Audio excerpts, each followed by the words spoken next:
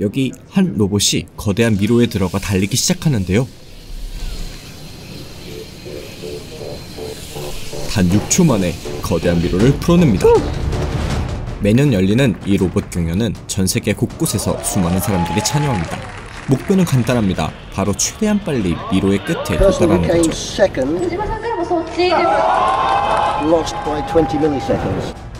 그리고 엄청나게 치열하죠. When somebody saw my design, they said, "You're crazy." Why is there so much tension? What's riding on it? Honor? Honor?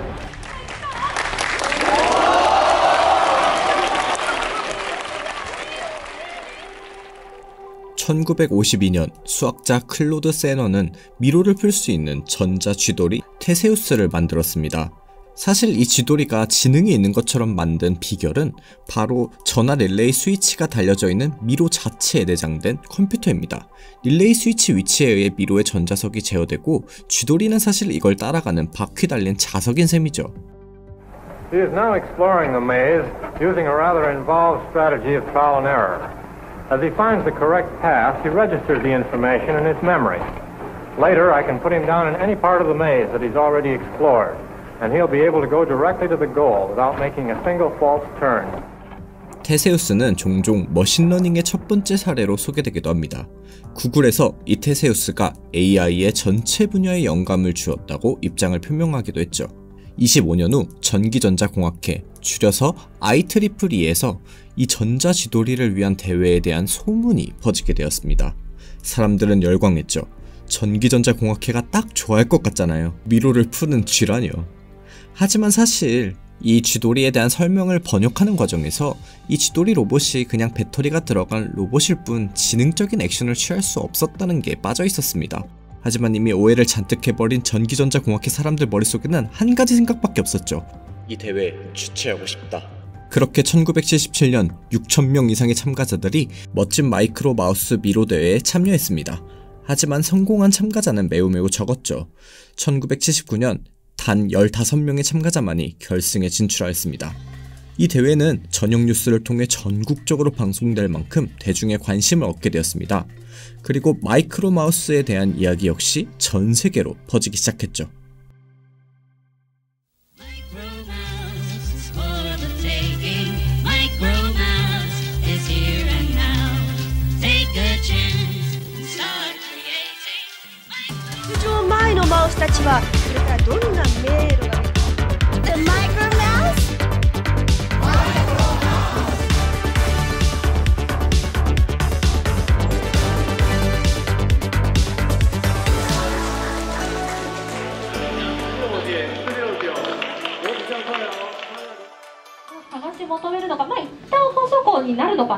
はい、まず昨年のこの大会ですね、全日本マイクロマウス大会のハーフサイズ競技部門で優勝してまして、去年作ったロボットからさらにブラッシュアップして作ってきたロボットで今年も連覇狙っていこうと思っています。Even people in the top 2 or 3, you can see them trying to set their mice up and they can barely find the buttons to press because it's absolutely nerve-wracking.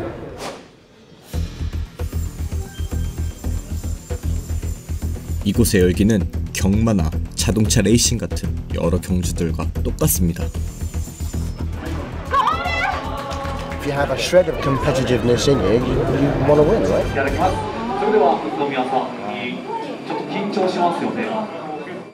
마이크로 마우스는 실제 살아있는 쥐처럼 완전히 자율주행해야 합니다.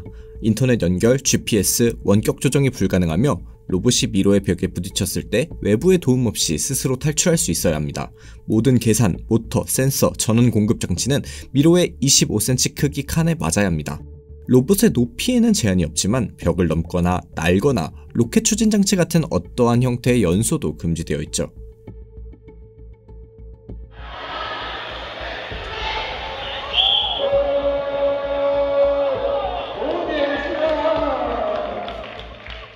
미로 전체 크기는 길이와 너비가 각각 3m인 정사각형이고 안에 벽이 세워져 있어 18cm 폭의 통로가 있는 형태입니다. 2009년 대회에서부터는 하프 사이즈 마이크로 마우스라는 새로운 종목이 생겼는데 말 그대로 사이즈가 반으로 줄어 통로 규격은 9cm, 로봇도 반이 되었죠. 미로가 어떻게 생겼는지는 대회 시작 때에 공개되며 공개 이후 참가자들은 로봇의 코드를 변경할 수 없습니다. 小峰さんがおっしゃっていた宇宙人枠とはこのことか。上位争いは苛烈です。7秒654。일본, 대만, 미국 APEC 대회와 같은 가장 큰 대회에서는 7분에서 10분 정도 전체 시간 제한이 주어집니다. 이 시간 안에 시작부터 끝점까지 총 5번만 주행할 수 있죠. So if you spend a lot of time searching, that's a penalty. Makes sense. 마이크로 마우스 대회에서 가장 자주 사용되는 전략은 첫 번째 주행에서 최대한 빠르게 미로를 파악하여 최적의 경로를 찾고 그 후 남은 시도들을 이용해서 가능한 빠르게 달려 미로를 푸는 방법입니다.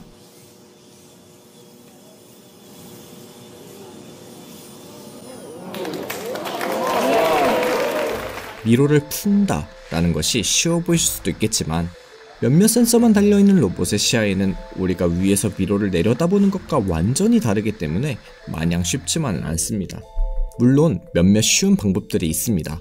굉장히 유명한 왼손을 펴게 되고 따라가는 방법을 혹시 아시나요? 초기 마이크로 마우스 대회 참가자들도 이 방법을 사용했습니다. 그리고 우승까지 해버렸죠. 그 이후로 미로의 결승점은 중앙으로 옮겨졌으며 미로에 자리벽이 추가되어 벽을 따라가는 로봇은 무한히 미로를 돌게 설계되었죠. 다른 전략은 모든 분기점들을 기록하면서 계속 앞으로 나아가는 것입니다. 막다른 길에 도달하면 바로 직전 분기점으로 돌아가 다른 경로를 탐색합니다. 미로에서 더 이상 갈 수 없을 때까지 가능한 한 깊숙이 들어간 다음 되돌아오는 아주 고집 가득한 이 전략은 깊이 우선 탐색, DFS라 하며 로봇은 결국 도착점에 도달하게 됩니다. 하지만 이름에서 아실 수 있듯이 이 전략은 깊이 우선 탐색이며 최단 경로가 아닐 수도 있죠. 막다른 길에 도달했을 때만 다른 길을 탐색하기 때문에 시도해보지 않은 지름길을 놓칠 수도 있습니다. 이에 반해 BFS, 너비 우선 탐색은 최단 경로를 찾는 데 유용하며 이 전략에서는 로봇이 각 분기점에서 가능한 모든 경로를 탐색합니다. 마이크로 마우스의 움직임을 자세히 보시면 가장 경로가 짧은 길을 찾기 위해 모든 경우의 수를 확인하는 것을 보실 수 있습니다. 그 대신 같은 경로를 수십 번이나 확인하게 되죠. 저렇게 반복해서 확인할 거면 그냥 차라리 모든 미로를 다 돌아보는 게 낫지 않을까요? 네, 분명 미로의 모든 분기점과 모퉁이를 돌면서 가장 확실한 최단 경로를 계산할 수도 있을 것입니다. 일단 미로를 모두 다 파악한 뒤 최단 경로를 찾는 거죠. 사실 벽 따라가기, 깊이 우선 탐색, 너비 우선 탐색, 그리고 다 둘러보는 이런 방식들은 사용되지 않습니다. 마이크로 마우스 경주에서 가장 유명한 전략은 바로 플러드필이라는 검색 알고리즘이죠. 우리의 마이크로 마우스의 머릿속 미로 지도는 매우 쉬운 미로입니다. 벽이 전혀 없어서 그냥 최단 경로를 그으면 되죠. 그러다 탐색 도중 지도에 없던 벽에 부딪히게 되면 그 부분의 벽을 표시하고 새로운 최단 경로를 업데이트합니다. 주행하고 업데이트하고 다시 주행하고 업데이트하고 이렇게 반복해서 항상 목표를 향해 머릿속 최단 경로로 주행하는 거죠. 알고리즘을 조금 디테일하게 살펴보면 마이크로 마우스는 지도의 도착점까지의 거리를 표시합니다. 그리고 이 숫자가 0으로 줄어드는 경로를 따라가죠. 그러다 미로 속의 벽을 마주하게 되면 지도의 숫자를 업데이트하고 새로운 최단거리를 찾는 겁니다. 결과적으로 최소 저항을 찾아 움직이는 수치 경로에 따르는 것이 바로 이 알고리즘의 핵심입니다. 탐색 과정이 미로에 물을 채우고 물의 흐름을 따라 값을 업데이트하는 것 같아 플러드필이라 불리죠. 로봇이 도착점에 도달하게 되면 중복되었던 이동 경로를 제거하여 최단 경로를 얻습니다. 직관이 굉장히 좋으신 여러분들이라면 여기서 뭔가 이상한 점을 발견하실 수도 있습니다. 로봇이 가보지 않은 더 짧은 길이 있을 수도 있죠. 네, 맞습니다. 이 알고리즘은 첫 번째 탐색에서 최단 경로를 찾을 수 있다는 보장이 없습니다. 대신 이 알고리즘은 마이크로 마우스가 다음 탐색을 시작하기 위해 시작점으로 돌아와야 한다는 사실을 사용했죠. 로봇이 시작점으로 돌아오는 것조차 새로운 탐색이라 간주하여 미로 탐색에 사용하는 겁니다. 이렇게 두 번에 걸쳐 찾은 경로는 최단 경로일 가능성이 확률적으로 매우 높죠. 재밌게도 이 알고리즘은 미로의 몇몇 영역은 아예 가보지도 않습니다. 시간을 아낄 수 있겠죠. 플러드필 알고리즘은 마이크로 마우스가 미로를 통해 최단 경로를 찾을 수 있는 실용적인 방법이라 여겨지죠. 이런 알고리즘들이 개발되고 이를 구현할 수 있는 마이크로 프로세서와 센서들이 구해지기 쉬워지자 몇몇 사람들은 마이크로 마우스 대회 자체가 이제 끝났다고 생각했습니다. IEEE에 출판된 한 논문에서는 1980년대 말 마이크로 마우스 대회는 그 수명을 다했습니다. 문제는 해결되었고 더 이상 새로운 도전을 제공할 수 없습니다 라고 말했죠. 2017년 일본 마이크로 마우스 대회에서 2등과 3등 로봇은 모두 미로의 도착점까지 최단 경로를 성공적으로 찾았습니다. 그 경로를 통해서 주행시간을 최단 7.4초까지 줄일 수 있었죠. 하지만 마사카즈 으스노미야의 로봇 레드코멧은 완전히 다른 방법으로 미로를 풀었습니다. 이게 다른 로봇들이 갔던 미로의 최단 경로고 이 경로는 레드코멧이 갔던 경로죠. 레드코멧의 경로가 5.5m 정도 더 깁니다. 사실 생각해보면 마이크로 마우스는 최단 경로가 아니라 가장 빠른 경로를 탐색해야 합니다. 네, 바로 레드코멧의 탐색 알고리즘은 속도를 늦출 수 있는 회전 개수를 줄이는 경로를 찾아내는 겁니다. 미로의 구조에 따라서 경로의 길이가 더 길더라도 직진만 하면 더 빠르게 갈 수도 있는 거죠.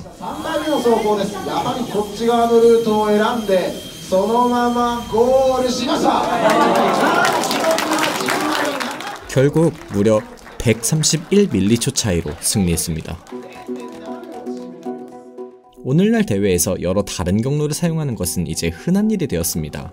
그리고 우습게도 여전히 미로의 도착점에 다다르는 것은 여전히 어려운 일입니다. 알 수 없는 신비로운 알고리즘 때문일 수도 있고 미로의 이상한 구조 때문일 수도 있죠. 마이크로 마우스가 원하는 대로 움직이지 않을 수도 있고요. 実はこのマウスなぜか走行中に止まってフラッシュ書き込むときにフリーズするっていうバグを抱えていまして今4分ぐらい走ってたのでそれ起きたら僕はもう倒れてました 사실 마이크로 마우스는 단순한 소프트웨어 문제나 하드웨어 하나만의 문제가 아닙니다. 둘 다죠. 구체적으로는 로봇 공학과 관련된 문제입니다. 레드코멧은 더 나은 탐색 알고리즘을 탐색한 것도 아니고 더 빠른 모터를 가지고 있던 것도 아닙니다. 그 둘의 조화가 비법이었죠. So it turns out solving the maze is not the problem, right? It never was the problem, right? But it's actually about navigation and it's about going fast. Every year, the robots get smaller, faster, lighter. There is still plenty of innovation left. And there's a small group of devotees in Japan busy building quarter-sized micromouse, which would sit on a quarter.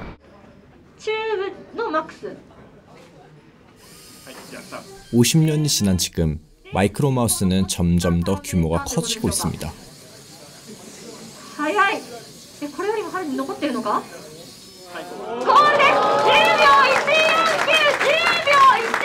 언뜻 보기에는 문제가 다 해결된 것처럼 보이죠. 높이뛰기는 1896년에 처음 올림픽 공식 종목으로 지정되었습니다. 경쟁자들은 수십 년에 걸쳐 가위뛰기, 등면뛰기, 그리고 다리 벌리기 같은 다양한 기술들을 개발했죠. 그리고 이미 모든 기술이 개발되어 더 이상 새로운 기술은 나오지 않을 것 같았습니다. 그러다 딕 포스베리가 1968년 올림픽에서 처음으로 장대를 뒤로 넣으며 역사를 다시 썼습니다. 이제는 모든 선수들이 배면뛰기라고 불리는 기술을 사용하죠. 만약 마이크로 마우스 대회가 1980년대에 멈췄다면 혁신적인 기술은 나오지 않았을 겁니다.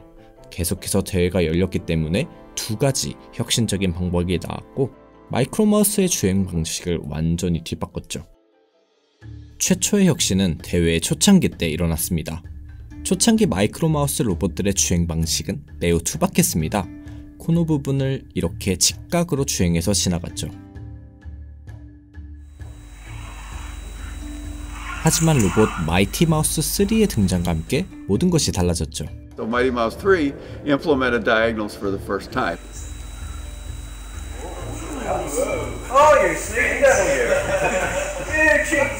And that turned out to be a much better idea than we really thought. And because it's cool, you know, maze designers often put diagonals into the maze now. So, you know, you could end up with a maze where it never comes up, but most of the time it's actually a benefit. 대각선으로 주행하는 것이 가능하려면 로봇의 가로폭을 11cm 아래로 줄여야 했습니다. 하프 사이즈 부분은 5cm로 줄여야 했죠. 로봇 내부에 들어가는 센서와 소프트웨어도 바꿔야 했습니다. 평행한 벽세를 주행할 때는 왼쪽과 오른쪽의 적외선 측정값을 같은 거리로 유지하기만 하면 됐습니다. 그러나 대각선으로 주행하려면 완전히 새로운 알고리즘을 만들어야 했죠. Normally, if you're going along the side of a wall or something like that, most of the time you can see the wall all the time. And so that helps you to guide yourself and you know when you're getting off. But in the diagonal situation, you just see these walls coming at you. 만약 코스에서 조금이라도 벗어나게 된다면 코너 부분에 걸릴 수도 있죠. 직진하다 벽에 부딪히는 것과는 차원이 다른 리스크인 겁니다. 대각선 주행은 여전히 경진대회에서 가장 큰 충돌 원인 중 하나입니다. 그 대신 꼬불꼬불한 길이 하나의 직선로로 변한다는 큰 장점이 있습니다.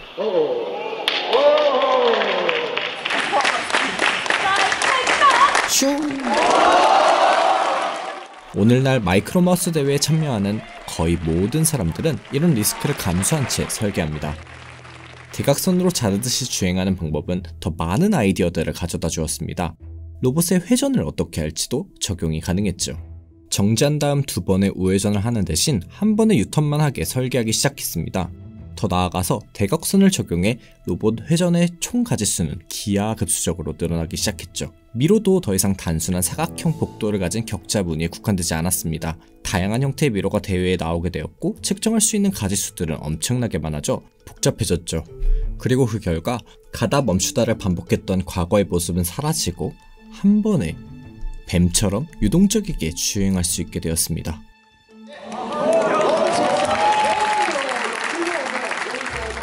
로봇의 사용 가능한 하드웨어 역시 수년에 걸쳐 점차 업그레이드 되었습니다. 벽을 찾기 위해 사용되던 긴 팔들은 작은 로봇에 탑재할 수 있는 적외선 센서로 대체되었죠. 덩치가 컸던 정밀한 스태핑 모터도 DC 모터와 인코더로 교체되었습니다. The DC motors give you more power for less size and weight, and so we were interested in doing that. So then you have to have a servo, you have to actually have feedback on the motor to make it do the right thing. 요즘에는 자이로스코프 센서까지 장착하고 있죠. It's like a compass. Yeah, absolutely. You had this thing with you. They came about because of mobile phones, really, so the technology provides people with things which weren't there before. All of the turning is done based off the gyro rather than counting pulses off the wheels because it's much more reliable. 하지만 수많은 기계적 업그레이드도 불구하고 가장 큰 물리적인 문제는 수십 년 동안 해결되지 않았었습니다. 영상을 자세히 보시면 모든 참가자들이 테이프를 들고 있는 걸 볼 수 있습니다.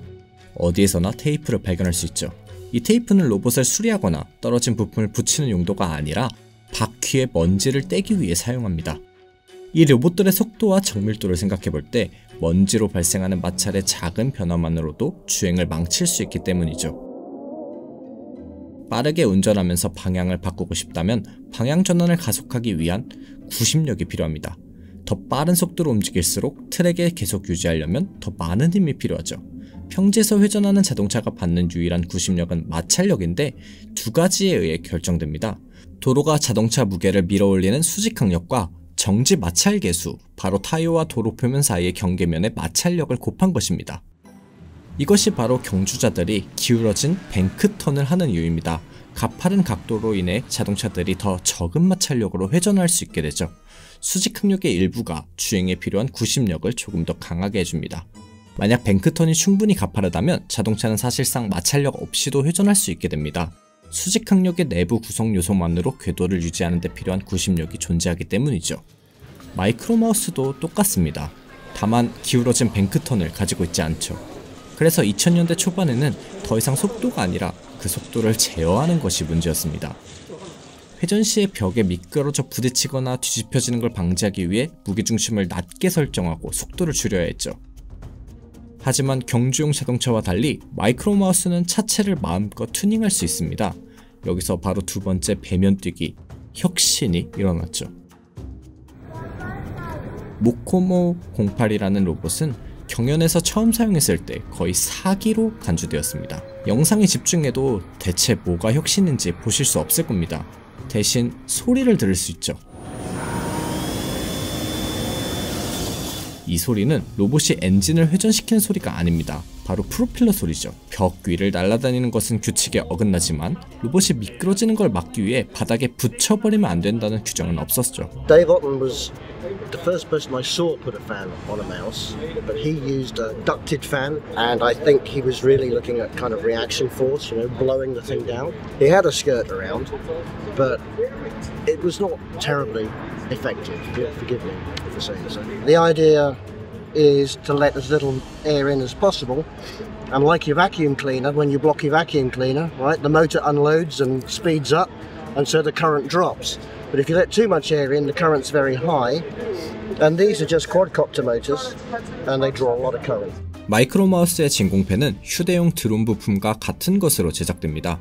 이 정도 크기라면 로봇 무게의 5배에 해당하는 힘을 생성할 정도로 충분하죠. Wow, okay. That's impressive. So how much does the car actually weigh? About 130 grams.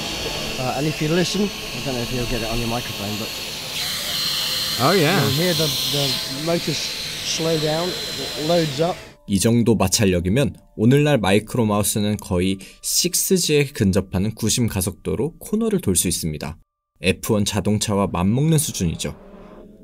이후 거의 모든 참가자들이 펜을 장착하였고 추가된 제어 기능을 통해 마이크로 마우스의 속도 제한을 높일 수 있었습니다.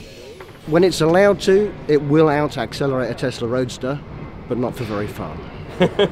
이제 마이크로 마우스는 초당 최대 7m의 속도로 이동할 수 있고 사람이 뛰는 것보다도 더 빠릅니다.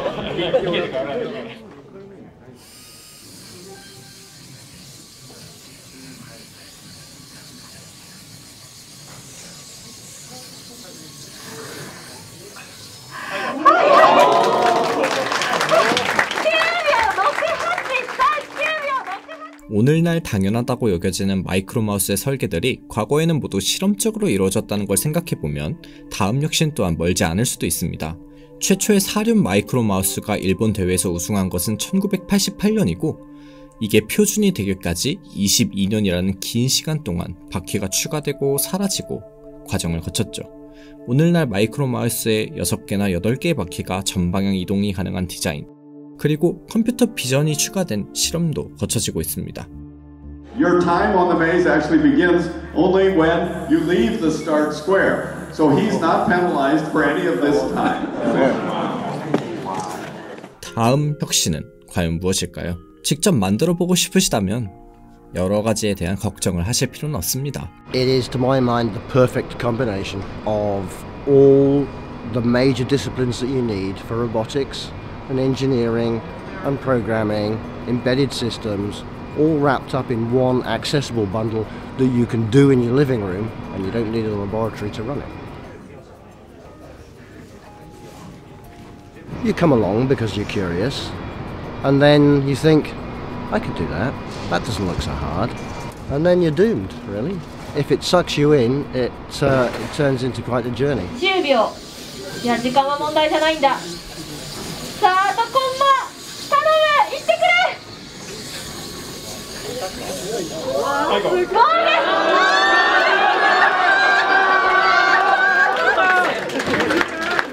마이크로 마우스 경연의 핵심은 그저 G 모양 로봇이 미로를 푸는 문제입니다. 거의 50년이 지난 지금 이 경연은 간단한 문제처럼 보이지만 그런 간단한 문제라는 건 존재하지 않는다는 걸 상기시켜주죠.